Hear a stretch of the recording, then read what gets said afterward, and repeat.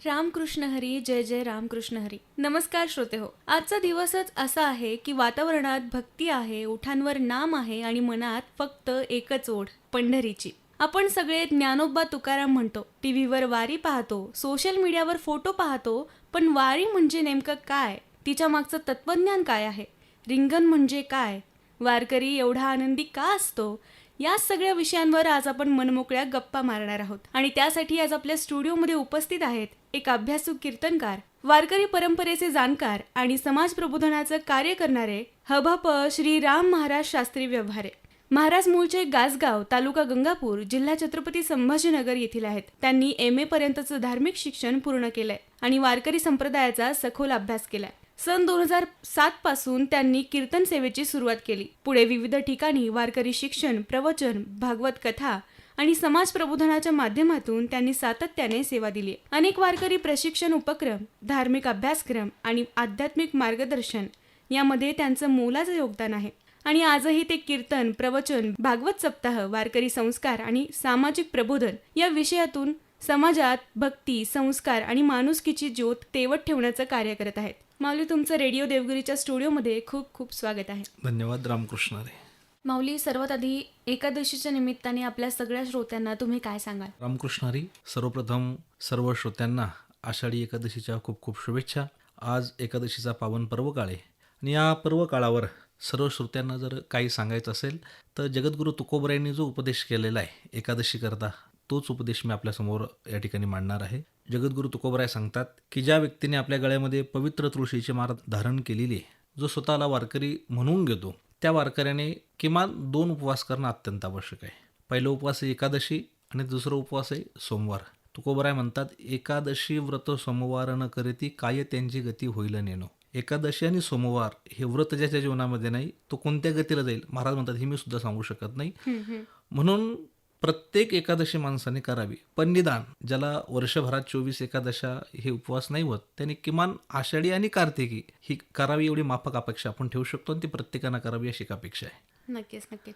आता एक साधा प्रश्न विचारते की एखादं 7-8 वर्षाचं मूल जर तुमच्याकडे आलं आणि म्हणालं की वारी म्हणजे नेमकं काय, तर त्याला तुम्ही काय उत्तर द्याल? लहान मुलांच्या भाषेत जर वारी या शब्दाची व्याख्या जर आपल्याला करायची ठरली तर सर्वप्रथम वारी या शब्दाचा अर्थ जर आपण जाणून घेण्याचा प्रयत्न केला तर वारी त्याला म्हटलं जातं. वारी शब्दाचा अर्थ असा होतो, वारंवार केली जाणारी जी एक क्रिया आहे, वारंवार एका विशिष्ट स्थळी, विशिष्ट स्थानी, विशिष्ट तीर्थावर जेव्हा आपण वारंवार जातो त्याला एक आपण अभ्यासही म्हणू शकतो, ज्यामध्ये सातत्य असतं, पुन्हा पुन्हा केली जाणारी एक क्रिया, त्याला वारी म्हटलं जातं. आणि अतिशय छोटं मूल असेल, त्याच्या कक्षेत बसेल अशा शब्दात जर त्याला सांगायचं ठरलं तर जसं लहान मुलं शाळेत असताना त्यांची एक ट्रिप असते, सहल असते, आणि सहलीला जाताना जो आनंद त्यांच्या अंतःकरणामध्ये प्रगट होतो, उत्साह येतो, जे चिंतन त्यांच्या डोळ्यासमोर उभं असतं, आपण या ठिकाणी जाणार, तिथलं वातावरण कसं असेल, जो आपण सर्व ग्रुपमध्ये आनंद उपभोगणार, तो आनंद कसा असेल, तो एक वातावरणामध्ये आनंदाची छटा बनवून ते मुलं सहलीला जाऊन सहलीचा आनंद घेतात. तसं भगवंताचे जे निश्चिम भक्त आहे, हे भगवंताला भेटण्याकरता, भगवंताचे गुणानुवाद गाण्याकरता आणि आपल्या गावातून निघून पंढरपूरच्या दिशेनं रवाना होतात. 15, 20, 25, 30 दिवस चालतात आणि पंढरपूरला गेल्यानंतर जो आनंद त्यांच्या अंतःकरणात प्रगट होतो, जसा आनंद बालकाला सहलीत गेल्यानंतर होतो, तोच आनंद वारकऱ्यांना पंढरपूरला गेल्यानंतर होतो. वा वा, खूपच छान. माऊली, वारी इतकी जुनी परंपरा आहे की ही सुरुवात नेमकी कशी झाली आणि कोणामुळे झाली हे माहिती नाहीये. तर मग आज जी लाखोंची वारी आपण पाहतो, तिचा पाया कुणी रचलाय? तर निश्चित असं वारी चालू कोणी केलं याची नोंद कुठेही आज तागायत सापडत नाही. ना इतिहासामध्ये याची नोंद सापडते, ना एखाद्या ग्रंथामध्ये नोंद सापडते. कारण वारकरी संप्रदाय आणि सनातन संस्कृती अनादी आहे. म्हणून पूर्वासुरींनी जे सांगितलेलं आहे तो विचार मी आपल्यापुढे मांडतोय की भगवान शंकर हे आद्य वारकरी, म्हणजे भगवान शंकरांनी सर्वप्रथम वारी केलेली आहे. आणि ज्या नोंदी आता आपल्या हल्लीच्या काळामध्ये आपल्याला सापडतात, काही इतिहासकारांनी नोंदी केलेल्या आहे, संत वाङ्मयामध्ये त्याचे दाखले सापडतात. ते माऊली महावैष्णव ज्ञानोबराय, त्यांचे आजोबा आणि त्यांचे वडील यांच्यापासून एक परंपरा चालू झाली. त्यानंतर श्रीमंत श्री जगद्गुरू तुकोबराय यांचे 8वे पूर्वज विश्वंभर बाबा, म्हणजे जगद्गुरू तुकोबरायांच्या पूर्वी 8 पिढ्या. म्हणून तुकोबरायांनी म्हणलं, माझ्या वडिलाची निरासिका देवा, तुझी चरण सेवा साधावया. एक देवा, मी 8 पिढ्यापासून ही आमची एक परंपरा चालू आहे. मग एक तेव्हापासून ज्ञानोबरायांचा जो काळ आहे तेव्हापासून आपल्याला एक वारीची नोंद सापडते की या काळापासून वारी चालू आहे म्हणून. आपण नेहमी ज्ञानेश्वर माऊली आणि तुकोबारायांची पालखी ऐकतो, पण अजून कोणकोणत्या संतांच्या पालख्या तिथून निघतात आणि प्रत्येक पालखीची काही वेगळी परंपरा आहे का? हो. बघा, सर्वप्रथम श्रीमंत श्री जगद्गुरू तुकोबरायांचे धाकटे चिरंजीव श्री नारायण महाराज यांनी हा पालखी सोहळा चालू केला. पालखी सोहळा जो चालू केला तसं तर त्यांच्याही पूर्वीच्या पालख्या आहेत. शांतीब्रह्मनाथ महाराजांची पालखी चालायची. आणखीन काही महाराष्ट्रामध्ये जे जुन्या परंपरा आहेत, फड परंपरा, यांच्याही पालख्या चालायच्या. पण जे मुख्य स्वरूप पालखीला आलं ते नारायण महाराजांनी आणलं. आणि विशेष गोष्ट, मोठी क्रांती अशी आहे की ज्या काळात मराठा साम्राज्य नष्ट करण्याकरता औरंगजेब महाराष्ट्रात आला होता. त्याने जवळजवळ इतिहासाच्या दृष्टीने जर आपण याची नोंद घेतली तर सर्व शाही त्याने जोपर्यंत नष्ट केल्या होत्या, निजामशाही, आदिलशाही, कुतुबशाही आदी करून अनेक त्या ठिकाणी राजे राजवाड्यांचे जे होते त्याने सर्व समाप्त केले. मराठी शाही संपवण्याकरता छत्रपती शिवाजी महाराजांचे निधन झाल्यानंतर आणि ज्यावेळी धर्मवीर छत्रपती संभाजी महाराज हे सिंहासनावर बसले, छत्रपती झाले, स्वराज्याचे दाखले धनी म्हणून समोर आले आणि त्या काळात स्वराज्याचा घास घेण्याकरता उत्तरेतून दक्षिणेमध्ये हा औरंगजेब आला. आणि अशा प्रतिकूल परिस्थितीमध्ये जगद्गुरू तुकोबरायांचे धाकटे चिरंजीव नारायण महाराज यांनी सर्वप्रथम पालखी सोहळा हा चालू केला. त्याच्यामध्ये त्यांनी जगद्गुरू तुकोबरायांच्या पादुका आणि माऊली महावैष्णव ज्ञानोबरायांच्या पादुका ह्या दोन्ही पादुका एकत्र ठेवून तो सर्वप्रथम सोहळा त्यांनी चालू केला. आणि कालांतरानं काही मतभेद म्हणा, काही कारणास्तव माऊलींचा सोहळा स्वतंत्र चालू झाला आणि जगद्गुरू तुकोबरायांचा सोहळा स्वतंत्र चालू झाला. पण आजही जर आपण देहूला गेलात आणि जगद्गुरू तुकोबरायांची पालखी आपण बघितली तर आजही तिथं दोन पादुका आहे, एक ज्ञानोबरायांची आणि जगद्गुरू तुकोबरायांची. म्हणजे देहूकर मंडळी जरी ज्ञानोबरायांचे रक्तवंशज नसले तरी ते ज्ञानोबरायांचे विद्यावंशज आहे. आणि म्हणून आज तागायतपणे तो आपल्याला दिसेल की ज्ञानोबरायांची पालखी स्वतंत्र चालते, जगद्गुरू तुकोबरायांची पालखी स्वतंत्र चालते. पण मग जगद्गुरू तुकोबरायांच्या पालखीमध्ये तुम्हाला ज्ञानोबरायांचे पादुका दिसतील, जगद्गुरू तुकोबरायांचे पादुका दिसतील. आणि नारायण महाराजांपासूनच याला एक थोडे व्यापक स्वरूप भेटलं आणि नंतर हैबत बाबा आल्यानंतर याचं स्वरूप आणखीन थोडं मोठं झालेलं आहे. माऊली, आपण बघतो की लाखो लोक एकत्र चालत असतात वारीमध्ये, पण कुठेही गोंधळ होत नाही, भांडण होत नाही. उलट एकमेकांना पाणी देणारे, मदत करणारे लोक आपल्याला दिसतात.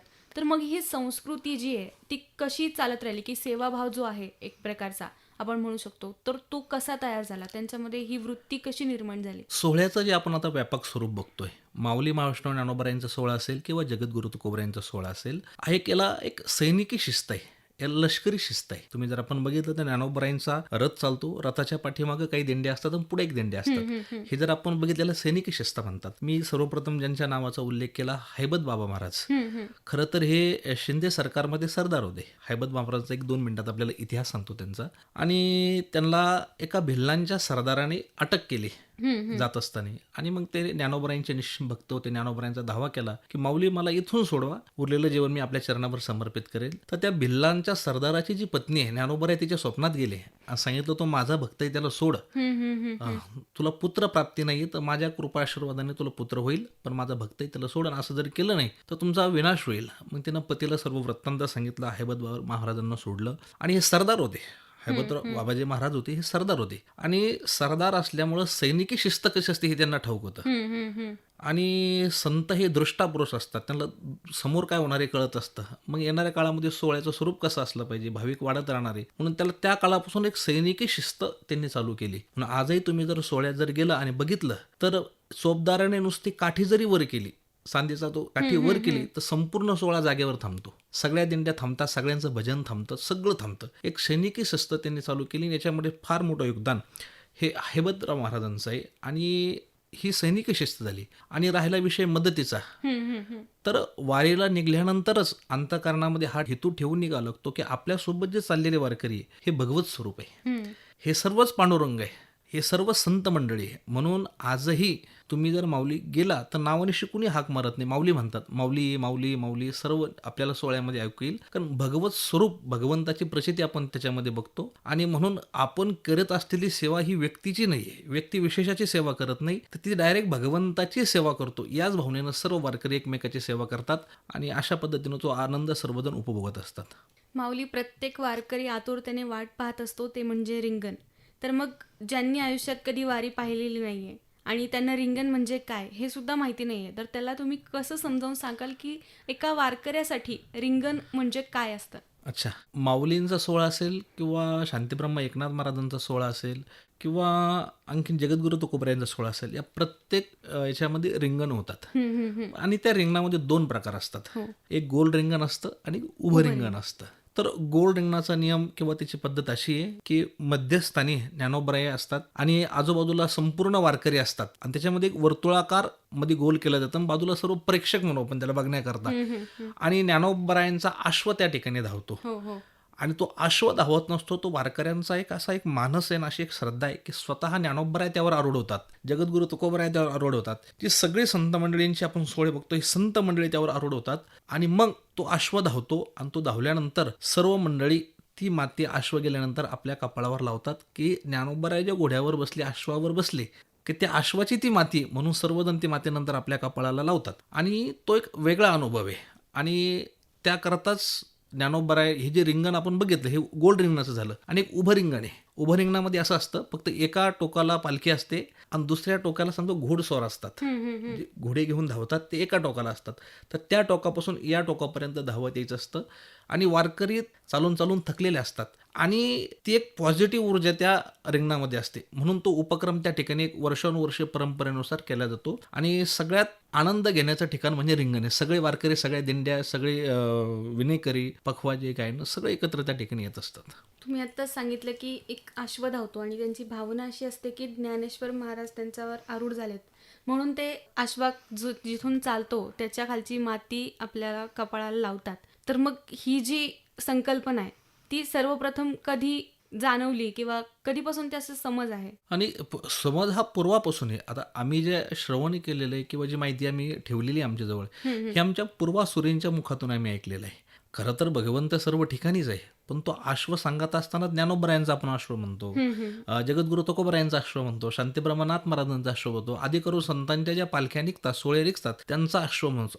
अश्व म्हणून आपण त्याला हाक मारतो किंवा नाव ठेवतो, नाव घेतो. म्हणून त्यावर संतच आरूढ असतात आणि हे पूर्वंपार चालत आलेलं आहे. कितीक वर्षापासून याची नोंद कुठं नाही, अशी विशिष्ट काही सापडत नाही, पण आलेलं एक परंपरेनं चालत आलेलं आहे आपल्यापर्यंत सर्व. आणि मग हा मानस प्रत्येक वारकऱ्यांमध्ये की त्यावर संत मंडळी ही आरूढ असतात आणि त्यांच्या चरणाची धूळ आपल्या मस्तकाला लागावी याकरता हा एक प्रयत्न असतो. एक सुंदर विचार वाचलाय मी की ईश्वर फक्त माणसांमध्ये नाही तर पशु आणि पक्ष्यांमध्ये सुद्धा असतो. प्रत्येक सजीव मात्रामध्ये ईश्वर हा असतो. तर मग आपण एक बघतो की रिंगण हे मेंढ्यांचं सुद्धा असतं. तर मग ह्याच्या मागचा नेमका काय संदेश आहे किंवा कस काय हे मेंढ्यांचं रिंगण जातं, तयार होतं? हे बघा, वारी ही अशी गोष्ट आहे फक्त पशु पक्ष्यांपर्यंत मर्यादित राहिलेली नाहीये, सजीवापर्यंत मर्यादित राहिलेली नाहीये. तर निर्जीवामध्ये सुद्धा, ज्याच्यामध्ये चेतना धर्म नाही, त्याच्यामध्ये सुद्धा आपण भगवंताला बघावं हा उद्देशच वारीचा आहे. म्हणून तुकोबरायांनी जी अभंग गायलेली आहे, वृक्षवल्ली आम्हा सोयरे वनचरे, म्हणजे तुकोबराय म्हणतात वृक्षवल्ली आम्हा सोयरे. किंवा तुम्हाला जर आणखी जर एक उदाहरण द्यायचं ठरलं, ज्ञानोबरायांचं उभं रिंगण होतं. ते रिंगण होतं चांदोबाचं लिंब म्हणून आहे, तिथं होतं लिंबाचं झाड आहे तिथं, म्हणजे त्या लिंबापाशीच ते रिंगण केलं जातं. कारण काय असतं, गोल रिंगण जिथं करायचं असतं तिथं प्रशस्त जागा हवी असते, तेवढं पब्लिक लोक समूह जमण्याकरता त्यांच्याकरता तेवढी जागा असते. पण जिथं जागेचा अभाव असतो मग तिथे उभं रिंगण केलं जातं. मग ते रोडच्या कडेला जिथं थोडा रुंद रस्ता आहे त्या ठिकाणी ते रिंगण केलं जातं. आणि सर्व प्राणी मात्रामध्ये, आणि संतांच्या चरित्रातून आपल्याला ते दिसतंच आहे, ज्ञानोबरायांनी रेडा बोलवला, भिंत चालवली, हे सर्व उदाहरणं आपण बघतो. आणि संतांचा वारीचा उद्देशच तो आहे की प्राणी मात्रामध्ये आपण भगवंताची प्रतीती त्या ठिकाणी जाणली पाहिजे. हो, बरोबर. माऊली, आणखीन एक गोष्ट की रिंगण झाल्यानंतर वारकरी झिम्मा खेळतात, फुगडी खेळतात आणि उड्या मारून त्यांचा आनंद जो आहे तो साजरा करतात. की जेव्हा मी पहिल्यांदा पाहिलं होतं की मला वाटलं की इतका प्रवास करूनही त्यांच्यामध्ये एवढा उत्साह कसा असतो आणि या खेळामागचं किंवा जे आनंद प्रकट करतात त्या मागचं तत्वज्ञान काय आहे? खूप छान प्रश्न आपण विचारला.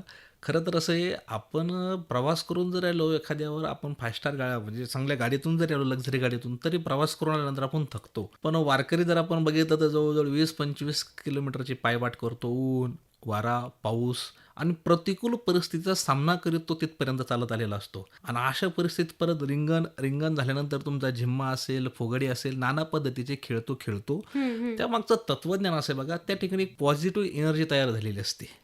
म्हणून तुम्ही तिथे जर गेल्यानंतर जर बघितलं असेल तर 80 वर्षाचा म्हातारा सुद्धा, वयोवृद्ध व्यक्ती सुद्धा 20 वर्षाच्या तरण्या पोऱ्याप्रमाणे उड्या मारत असतो त्या ठिकाणी. आणि झिम्मा खेळताना जर आपण बघितलं तर मध्ये एक जण असतो आणि बाजूला रिंगण करून काय करतात, सर्वजण गोल फेरा मारतात. तर त्यामागचं एक सुंदर तत्वज्ञान आपल्याला असं सांगता येईल की जिम्मा खेळ आपल्याला शिकवतो की संसार असाच गोल चालणार आहे. संसरती ती संसारा जे नेहमी सरकतो पुढे सरकतो ज्याच्यामध्ये नेहमी परिवर्तन होतो. पण या संसाराचा जर आपल्याला आनंद घ्यायचा असेल तर जो मध्ये असतो ना जिम्मा खेळताना त्याचे सगळेजण कनेक्ट असतातच. हा विठ्ठल हा कनेक्टेड आहे. तर संसाराचा आनंद घ्यायचा असेल तर त्या विठ्ठलाशी तुम्ही कनेक्टेड राहा. हा एक संदेश आपण जिम्मा या खेळातून घेऊ शकतो. वा, खूपच छान तुम्ही सांगितलं की कोणाला वाटलं नसेल की या खेळामागचा उद्देश असा असेल किंवा याच्या मागची भावना अशी असेल जी तुम्ही आज खूप चांगल्या पद्धतीने आमच्या समोर मांडलीत. माऊली, आजची तरुण पिढी मोबाईल, सोशल मीडिया यात सगळ्या धावपळीत अडकली आहे आणि अशा वेळी तुम्ही तरुणांना वारीबद्दल काय सांगाल आणि त्यांनी एकदा तरी वारी का अनुभवावी असं तुम्ही त्यांना सांगाल?